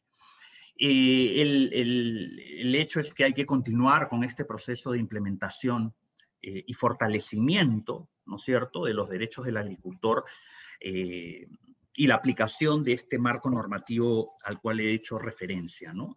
En el Perú, normas no necesariamente faltan, ¿no? Tenemos abundantes normas, pero lo que siempre falta es este proceso de aplicación y de reconocimiento de los derechos. Y bueno, algo que creo mis colegas que han antecedido a este comentario han destacado, ¿no? Esta idea de revalorar todo esto que tiene que ver con la agrobiodiversidad y los cultivos nativos y estos espacios que ocupan estos pequeños agricultores. La siguiente, por favor, y con esto entro a la lámina final en términos de recomendaciones. Creo que es absolutamente fundamental continuar un proceso intensificado de integración de lo que es la pequeña agricultura en las agendas y las políticas de desarrollo, ¿no? Trascendiendo el discurso, porque en el discurso, insisto, se incorporan las variables muchas veces de agrobiodiversidad, de biodiversidad, pero cuando uno va, por ejemplo, a la asignación de presupuestos, ¿no?, para el apoyo de proyectos de conservación in situ, de apoyo a los comuneros, en fin, de inversiones productivas en pequeña agricultura, que sean sostenibles, que respondan pues a las necesidades y a las culturas mismas de estas agriculturas, pues encontramos que hay un desfase enorme, ¿no? Entonces, creo que un reflejo en mayores presupuestos, algo que siempre se reclama, así como se reclama mayor presupuesto para el desarrollo tecnológico, pues para la pequeña agricultura tiene que continuar este esfuerzo, esta incidencia y esta presión para garantizar y poder verificar que estos derechos pues pueden ser implementados y pueden mejorar las condiciones de vida de los pequeños agricultores. Lo segundo, y sobre esto, en fin, imagino que ya en las sesiones anteriores se han dado muchos ejemplos, ¿no? Todas estas acciones que permiten revalorar y posicionar por lo menos a algunas comunidades, a algunos pequeños agricultores a través de mejoramiento de las cadenas de valor, la creación de algunas marcas, signos distintivos, marcas colectivas, en fin, campañas, distintos tipos de acciones que permiten a algunas comunidades posicionarse mejor dentro de lo que es ya además un mercado bastante complejo, ¿no? El fortalecimiento de la asociatividad, esto hemos visto que muchas veces las comunidades, ¿no?, mejor organizadas, y hay ejemplos, por ejemplo, con la asociación de los guardianes de la papa nativa, de los Andes centrales, o el propio Parque de la Papa, ¿no es cierto?, que muestran que cuando hay cierta cohesión y asociatividad entre los agricultores y los comuneros, pues las posibilidades de mejoras en las condiciones de vida se elevan considerablemente, ¿no? Entonces esto creo que también hay que considerarlo. Creo que es importantísimo continuar fomentando lo que son las ferias y estos mercados de la agrobiodiversidad, que han crecido mucho en los últimos años, ¿no? Pero esto debería marcar de alguna manera los desarrollos regionales también, ¿no? Con apoyos importantes desde los distintos gobiernos regionales para estas iniciativas, para que se conviertan en símbolos, en actividades emblemáticas, ¿no es cierto? Pero no de momento, sino que trasciendan coyunturas y le permitan a estos pequeños agricultores tener opciones de acceder en mejores condiciones a los mercados, intercambiar sus productos, etcétera, etcétera. Creo que eso es fundamental. Y lo último, y esta es una idea que simplemente pensando en esto se me ocurrió hace algunos días, ¿no? El Perú tiene pues una serie de museos vinculados a la arqueología, en fin, al patrimonio nacional, a la historia, ¿no? Pero un gran museo, por ejemplo, de la agrobiodiversidad, ¿no? Podría ser bien interesante, ¿no? En términos de también atrapar y atraer la atención, no solamente de turistas externos, sino también de los propios ciudadanos, en el sentido de poder entender mejor. A veces ellos no tienen la posibilidad de ir al campo, a estas zonas muchas veces alejadas, complejas, y así como hay museos de oro y de otra naturaleza, pues un gran museo de la agrobiodiversidad, tal vez como parte de las nuevas instalaciones del Museo Nacional, podría ser una cuestión interesante a ponderar, ¿no? Porque finalmente es una variable que marca y que le da una caracterización al país, ¿no? Así como le da la megadiversidad, pues la agrobiodiversidad es también un componente absolutamente fundamental. Entonces, con eso yo termino, creo que me he tomado los 10 minutos, poquito más, y les agradezco la atención. Muchísimas gracias, señor Ruiz Müller, por su explicación. Esta y todas las recomendaciones para tomadores de decisión las pueden encontrar en ppdperú.org y también copiaremos los enlaces en el chat. Son libres de leerlas, difundirlas, compartirlas. Están para ustedes. Luego de estas 4 presentaciones, invito al público a que nos escriban preguntas que tengan, ¿no? Si todavía les queda alguna pregunta pendiente para nuestros expositores, pero vamos a empezar con esta ronda. Quería recordarles a todos los expositores que tenemos 1 minuto, máximo 2, para responderlas. Y tengo una primera pregunta, y voy a hacer como un par de rondas, si es posible, quizás más, dependiendo del tiempo. Entonces sí pediría que las respuestas sean muy breves para abarcar la mayor cantidad de dudas. Tengo una primera pregunta para el ingeniero Luis Gomero, por parte de Jessica Vargas. Buenos días. ¿Cómo se relaciona el concepto de la productividad del sistema agro con la cosmología andina? Ejemplo, Sumac Causay. Yo creo que cuando medimos productividad de los sistemas agroecológicos, como ya lo indiqué, es tomar en cuenta todos los componentes, no solamente la actividad principal. Creo que cuando hacemos esa evaluación podemos tener la productividad superior a los modelos convencionales, y además esto tiene que responder, digamos, a un plan de cultivos que está ligado al calendario de siembra. Entonces, por eso la integración de los cultivos, la integración de los árboles, la integración de la crianza es fundamental para poder garantizar la sostenibilidad. Muchísimas gracias. Tengo una pregunta dirigida para la señora Loyola Escamilo. ¿Las tecnologías identificadas en Cuyo Cuyo se podrían considerar para la adaptación al cambio climático? Si es así, ¿cuáles?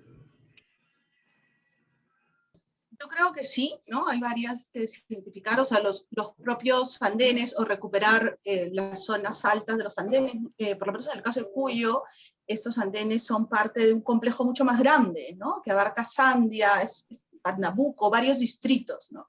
Y cuando uno conoce la zona, ve las partes altas que ya no están siendo usadas, están un poco abandonadas. Entonces, posiblemente el tener toda la gradiente de andenes recuperados y en uso permita algunas adaptaciones por cambio climático, ¿no? Entonces, para mí, lo de los andenes es como clave, ¿no? Y después algunas otras medidas, ahorita no tengo los nombres, son muchos nombres en quechua, que tienen que ver con conservación de papas u otros tubérculos, ¿no? Entonces, sí, todas esas tecnologías se basan en las condiciones del paisaje y en el clima, y yo creo que se adaptan, y los campesinos han estado adaptando también a los cambios que estén ocurriendo en el clima, ¿no?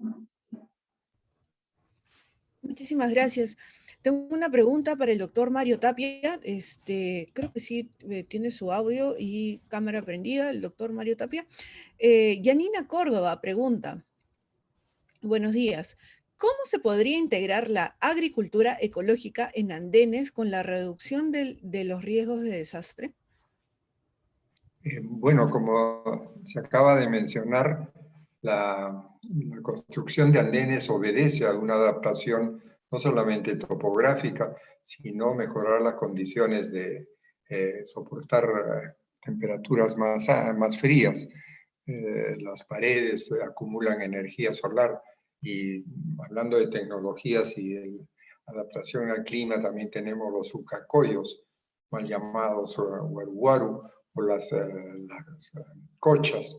Y tenemos muchos grupos de tecnologías que podrían aprovecharse integrando el conocimiento académico actual. Por ejemplo, para combatir las heladas. Ellos crean nubosidades para reducir el efecto, o aplicar riegos estratégicos para reducir también el efecto de estas bajas de temperatura. Entonces, lo que mencionaba, integrar el conocimiento y saberes locales, tradicionales, con tecnologías que ahora podemos utilizar. Muchísimas gracias, doctor Mario. Tengo una pregunta para el señor Manuel Ruiz Müller. ¿Cómo ve usted el panorama de los derechos del agricultor en el marco de la prórroga de la moratoria a los organismos vivos modificados?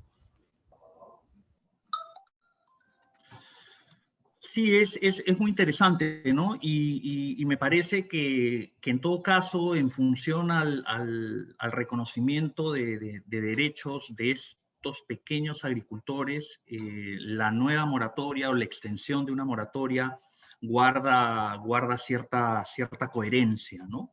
Con la salvaguarda y de alguna manera cautelar los intereses de estos pequeños agricultores. Creo que el tema de la extensión de la moratoria merita una discusión bastante más larga, pero en todo caso, en función a estos derechos específicos, me parece que hay ahí cierta complementariedad entre lo que por lo menos como gran meta busca esta extensión de la moratoria y estos derechos que tienen los pequeños agricultores, ¿no? Muchísimas gracias, señor Manuel. Pasamos a la segunda ronda de preguntas. Tengo una dirigida al señor Luis Gomero. Hay mucha controversia sobre el uso de transgénicos. Se dice que son buenos, pero también se dice que son malos, tanto para el ambiente como para el ser humano. ¿Qué beneficios y desventajas trae el uso y consumo de alimentos transgénicos? Lo escuchamos. Bueno, ese es un tema bastante polémico, pero lo cierto es que los transgénicos son tecnologías para garantizar modelos monocultivistas, extensivos, agroindustriales, que en nuestro país no tienen las condiciones. Especialmente nuestro país megadiverso, no tiene una diversidad de ecosistemas, una diversidad, digamos, de condiciones climáticas, ¿no? Una topografía bastante accidentada. Los modelos de los cultivos transgénicos será muy difícil que puedan desarrollarse. Eso en primer lugar. En segundo lugar, la homogenización con que se maneja esta tecnología puede desplazar los recursos de la biodiversidad en general. Entonces, por eso que sus impactos son bastante, digamos, marcados en los países que son considerados megadiversos. Y además, el riesgo que se tiene que es la contaminación genética o al flujo de genes que puede afectar a las variedades locales y a los parientes silvestres. En términos concretos, yo creo que los transgénicos no son una herramienta tecnológica viable para las condiciones como es nuestro país. Muchas gracias, señor Gomero. Una segunda pregunta para la señora Loyola, de Catherine Rosario Rufasto. Me gustaría saber, ¿cuál es el control que vienen realizando en las comunidades nativas con respecto al ingreso de productos transgénicos? A ver, hasta donde sabemos no hay un ingreso de productos transgénicos en Cuyo, ¿no? No podría responderlo a nivel nacional, ¿no es cierto? Nosotros estamos trabajando con estas comunidades y hasta donde sabemos no están ingresando productos transgénicos a la zona, ¿no? Creo que el doctor Mario Tapia o Luis Gomero pueden responder mejor esta pregunta. Sí, invita al doctor Mario Tapia, de repente, sí. Y no sé, doctor Tapia, si podría encender su cámara. A ver. Bueno, ratificar lo que ya mencionó el colega Gomero, ¿no? Hasta ahora los transgénicos han sido utilizados para desarrollar cultivos en forma intensiva, con ciertas restricciones de uso de algún tipo de químico para controlar malezas. Estamos hablando del caso de la soya, etcétera.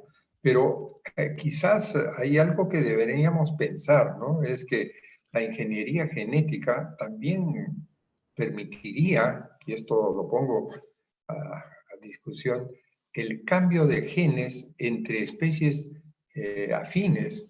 En el caso de la papa, por ejemplo, ¿no? Si nosotros tenemos papas que son tolerantes al frío, pero de una cierta calidad, con papas que tienen otra calidad, esto es una cosa factible, o sea, no es ir en contra del avance tecnológico, sino utilizar la ingeniería genética en propósitos que se necesitan en el país. No depender de estos transgénicos que, como muy bien lo ha dicho el ingeniero Gomero, obedecen a otra realidad agrícola. Pero contestando la pregunta, yo creo que las comunidades son muy conservadoras en ese tipo y van a ser las últimas en aceptar la introducción de transgénicos. Lógicamente que para mí la ley de moratoria obedece realmente a una realidad que el país debe defenderla. Quizá nosotros con una agricultura en costa que necesitaría, lo pongo entre comillas, estos tipos de cultivos no están muy de acuerdo, pero esa es la realidad del país. Tenemos una agricultura biodiversa en la sierra que no necesita de estos transgénicos por ahora. Muchísimas gracias, doctor Tapia. Ay, perdón. Y aprovecho para tener una siguiente pregunta con usted. ¿El cultivo de maíz se considera razas y en otros cultivos variedades? ¿Por qué la diferencia? A ver, ese era un punto en que en el curso de posgrado en la Universidad Agraria hablamos bastante, porque existe una cierta confusión, variedades. Variedades que pueden ser nativas o cultivares o variedades comerciales, que son las que han seguido un proceso de selección en una estación experimental, bajo un cierto selección masal o de cruzamientos. Entonces, volviendo a la pregunta en maíces, el artículo que el doctor Groman escribe ya hace casi de 50 años, Razas de maíz en el Perú, agrupa a estas líneas o cultivares de maíces que tienen características muy específicas, tanto morfológicas, nutricionales y sobre todo de uso. Entonces, por eso se ha aceptado el término de razas o grupos, grandes grupos de quinoas, lo mismo que también habría en el caso de la quinoa, por ejemplo, razas. Tenemos 24 razas de quinoa, tenemos más variedades nativas, más cultivares y variedades ya comerciales. La terminología es muy importante porque en los periódicos siempre se habla, el Perú tiene 3.000 variedades de papa. No es eso, el Perú tiene 3.000 o algo más accesiones, o sea, son colecciones que el técnico hace según los diferentes ecosistemas. Entonces, el término raza, que a veces confunde porque se relaciona más con crianzas de animales, es esa lo que el campesino llama el ayllu, o sea, el grupo que tiene familiaridad. Es muy importante, otra vez digo, esos conceptos campesinos muy valederos. Por ejemplo, hablar de los pescorruntos o hablar de las variedades de maíces y razas que hay diferenciales. 55 razas en el Perú, por eso es que tenemos una gran biodiversidad en esta especie. Muchas gracias, doctor Tapia. Tengo una pregunta para el señor Manuel Ruiz Müller, de Marco Chevarria Lazo. ¿Los merece los mecanismos de retribución de servicios ecosistémicos, de recursos fitogenéticos y genéticos, serían también un mecanismo de reconocimiento de los derechos de los agricultores? Lo escuchamos.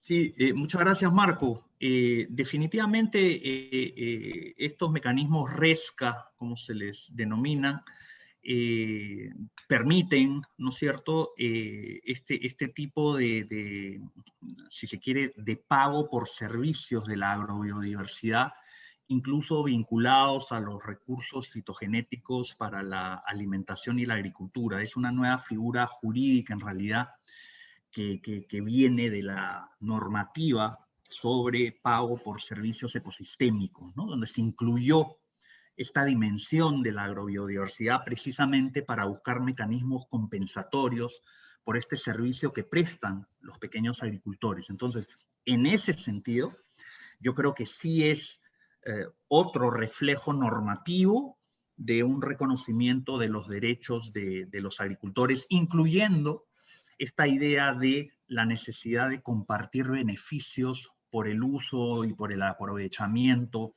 de sus recursos fitogenéticos, ¿no? Precisamente por esa actividad de conservación que permite un posterior uso en distintos ámbitos, incluso la investigación y el desarrollo, y el propio mantenimiento y la conservación de estos grandes bancos genéticos in situ, pues se establecen estos mecanismos que me parece calzan bien dentro de lo que son, o dentro de lo que es esta dimensión de los derechos del agricultor, ¿no? El hecho de compartir beneficios a partir de una compensación por estos servicios que se prestan.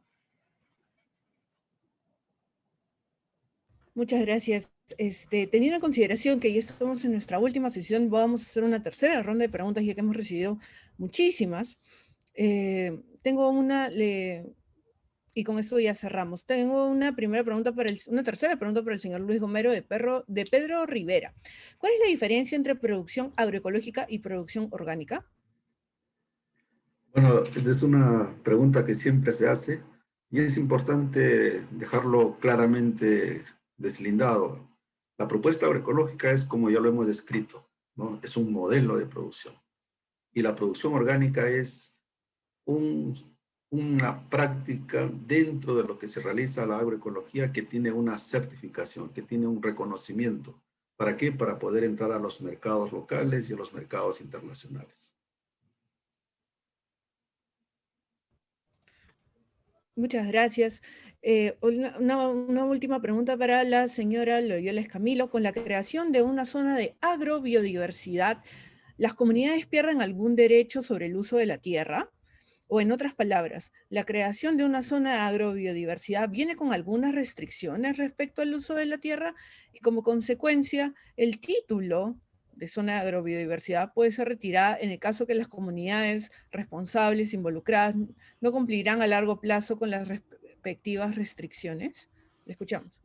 Sí, gracias. Las zonas de agrobiodiversidad son un reconocimiento a algo que ya vienen haciendo las comunidades, ¿no? No es algo que van a hacer, ¿no? Es algo que ya vienen haciendo, que ya vienen manejando su sistema productivo y tienen una gran variedad, ¿no es cierto?, de cultivos y variantes silvestres. Entonces se reconoce algo que ya vienen haciendo. No hay una pérdida de la propiedad de las comunidades campesinas, y lo que sí podría ocurrir, vamos a suponer que en alguna zona que hacen producción cambian total, hay un cambio total del uso de la tierra, o sea, ya no producen cultivos, ya no hay biodiversidad, pues pierden el reconocimiento, ¿no? Porque se reconoce esa actividad, esa acción de trabajar a la biodiversidad de manera sostenible, ¿no? Eso es como grandes rasgos, ¿no? Muchísimas gracias. Una tercera y última pregunta para el señor Mario Tapia.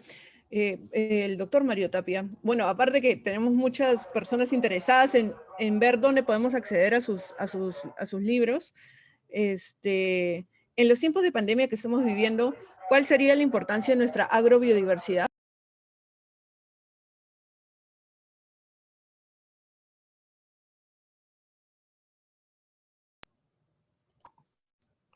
Empíricamente se está demostrando que hay la incidencia de la pandemia en poblaciones que tienen acceso a alimentos sanos, ecológicos, aparentemente es menor. Entonces, en ese sentido, la producción ecológica, ambientada a estos ecosistemas, está demostrando que es una alternativa, ¿no? Yo quisiera más bien retomarlo brevemente lo de zonas agroecológicas.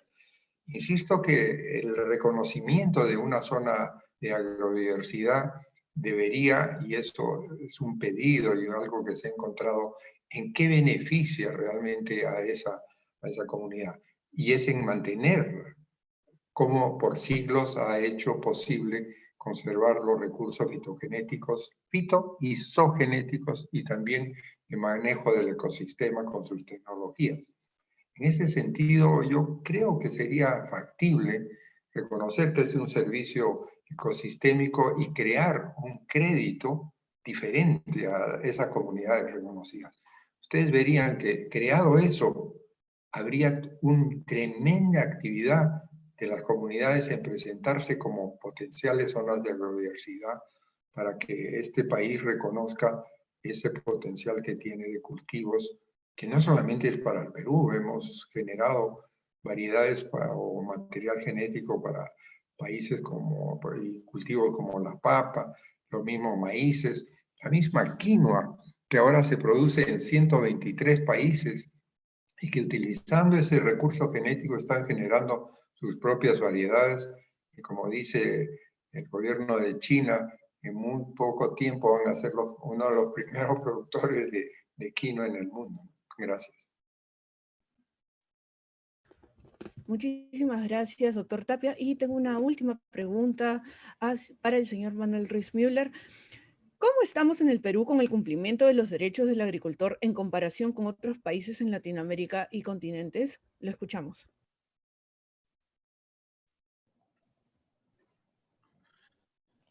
Sí, creo que en el caso del Perú, en términos comparativos, hay avances importantes, tanto a nivel de actividades como proyectos, como programas, como establecimiento de zonas de agrobiodiversidad, rutas turísticas, campañas campesino-cocinero, etcétera, etcétera. Hay un avance muy importante, y especialmente cuando uno hace un repaso de la normativa a nivel de, incluyendo estrategias, en este caso leyes y reglamentos que están referidos a lo que es agrobiodiversidad y de forma directa a los derechos del agricultor, pues yo creo que el Perú está bastante bien posicionado. Como dije antes, creo que el reto, pensando en un bicentenario, ¿no es cierto?, es este elemento de la implementación, es decir, ¿cómo hacemos para que esto que está en el papel tenga una viabilidad concreta y genere resultados que cambien y mejoren, o mejoren en todo caso, los medios de vida de estas pequeñas comunidades? Y solamente para terminar, quiero resaltar lo que dijo el ingeniero Tapia, ¿no? En el caso de las zonas de agrobiodiversidad, estas tienen que generar y tienen que agregarle valor al trabajo que ya hacen estas pequeñas comunidades. Es decir, no basta únicamente el título, sino que tienen que tener un impacto práctico. Y ahí hay que pensar en estas distintas ideas de crédito, de programas de cooperación, etcétera, etcétera, ¿no? Gracias. Muchísimas gracias por las preguntas. Hemos recibido muchísimas más, pero lamentablemente ya no tenemos tanto tiempo para responderlas. Sin embargo, no se preocupen que las vamos a enviar a los expositores y las respuestas las colocaremos en la página web de PPD. Ya estamos cerrando nuestra última sesión del Encuentro de Saberes. Tengo el agrado de volver a darle la palabra al señor Manuel Mavila, quien dará la clausura y las palabras de despedida. Muchas gracias, Andrea, y a todos. Bueno, gracias por participar. Hemos llegado realmente al final de este viaje, cerrando con un magnífico tema que es clave para nuestro país, la agrobiodiversidad y los derechos del agricultor. Gracias a los expositores y los panelistas en esta sesión. Hemos aprendido mucho con sus experiencias y sus reflexiones. Gracias a Luis Romero de la Red de Acción de Agricultura Alternativa, a Loyola Escamilo de WCS, a Manuel Ruiz, que ha trabajado mucho en SPDA, y al profesor y doctor Mario Tapia. Gracias especialmente por habernos acompañado mucho en estos encuentros y a lo largo del PPD. Esperamos que estos encuentros de saberes hayan servido como un intercambio de experiencias y diálogo entre los múltiples actores y que pueda contribuir con la sostenibilidad y la resiliencia, no solo ambiental, sino también social en los Andes, ¿no? Como un resumen, puedo decir que hemos aprendido que es posible desarrollar bionegocios conservando y usando sosteniblemente la agrobiodiversidad y las especies silvestres andinas. Es posible también manejar sosteniblemente las punas y sus camélidos para dar pie a una cadena de valor en base a la fibra, que beneficia especialmente a las mujeres y ayuda a revalorizar la cultura andina. También hemos aprendido que gracias a un mejor conocimiento acerca del monitoreo del agua y a que las mujeres puedan empoderarse cada vez más, es clave para influenciar en una gestión sostenible a nivel del paisaje y a tomar mejores decisiones. También, a través de estos encuentros, hemos aprendido que es posible usar tecnologías ancestrales y combinarlas con las actuales para aprovechar la energía solar para fines productivos. Podemos regar con el sol, podemos hilar con el sol y también podemos recuperar y crear peces con la ayuda de la energía solar en zonas muy remotas de los Andes, ¿no? En la quinta sesión hemos aprendido que el ecoturismo con la participación comunal es una alternativa económica viable a nivel local y que contribuye a preservar la belleza natural y la cultura local, pero que requiere de mucho apoyo para recuperarse en estos tiempos.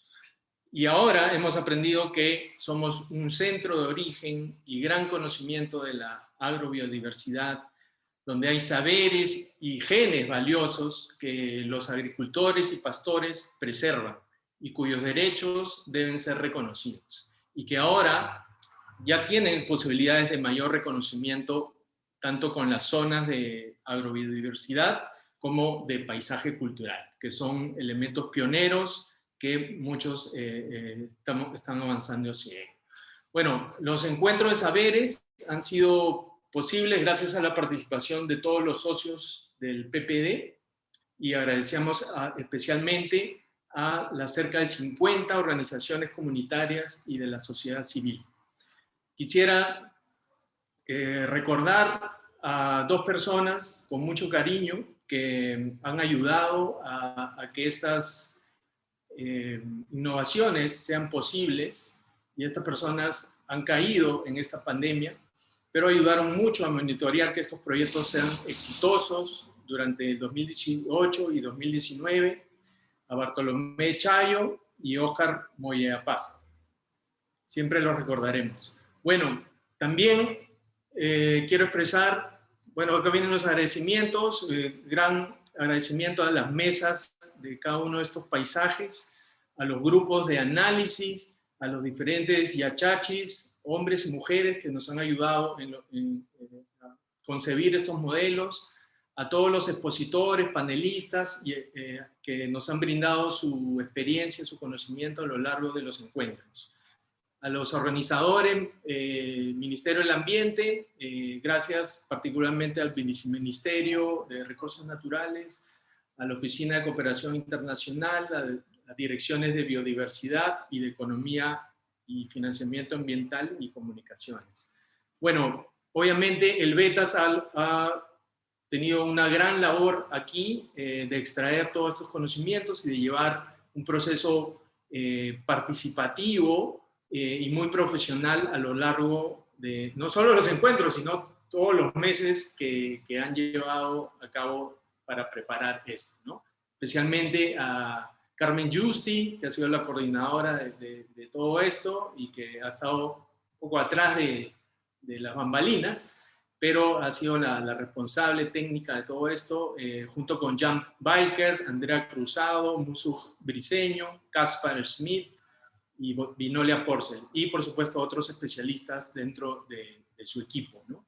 También al PNUD, la Oficina de Comunicaciones, Karin Capristán, Juliana Camarena, con los videos, Marcelo González, Daniela Toche, Sally Javiel, Lucía Muñoz, Jazmín Ramírez, y en la parte informática, Cristian Fernández y César Trejo. Por supuesto, al PPD, Yulino Sotomayor, Milagros León, María Virginia Puente, Gabriela Torne, Luis Palma, Lenny Delgado, que nos han apoyado mucho desde hace mucho tiempo en toda esta dinámica del PPD, y por supuesto a nuestros intérpretes Maribeth Berrocal y Abel Ancalle, que nos han permitido traducir y llevar esto en el idioma que también corresponde en los Andes, que es el quechua, ¿no? Y muchos de estos productos van a estar también traducidos en quechua. Entonces, para terminar, bueno, vamos clausurando el evento y expreso un sincero agradecimiento a todos los participantes que nos han venido acompañando, y continúen siguiéndonos. Quedamos a su entera disposición para ayudar a replicar estas innovaciones y modelos sostenibles en los Andes. Muchas gracias.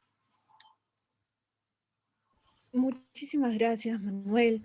Ya estamos terminando, ya terminamos nuestro último viaje después de recorrer tantos caminos.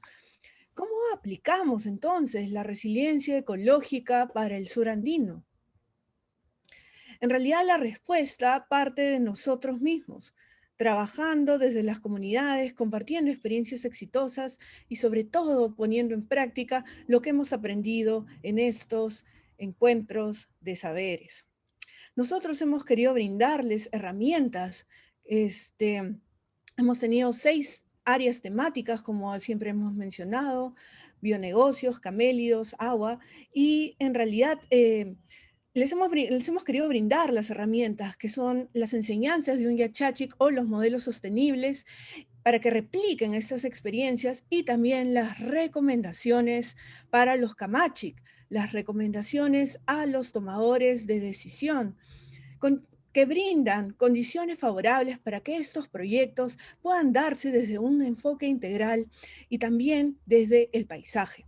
Difundan esta información, está hecha para compartir, para aplicar, está hecha para ustedes.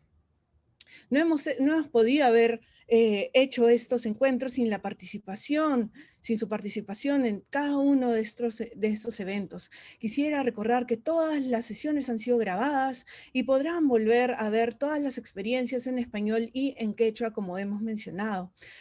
Agradecemos a todo el equipo de PPD, el VETAS Perú y PNUD por este proceso tan enriquecedor, y no queda nada más que despedirme y sentirme feliz por todo lo aprendido.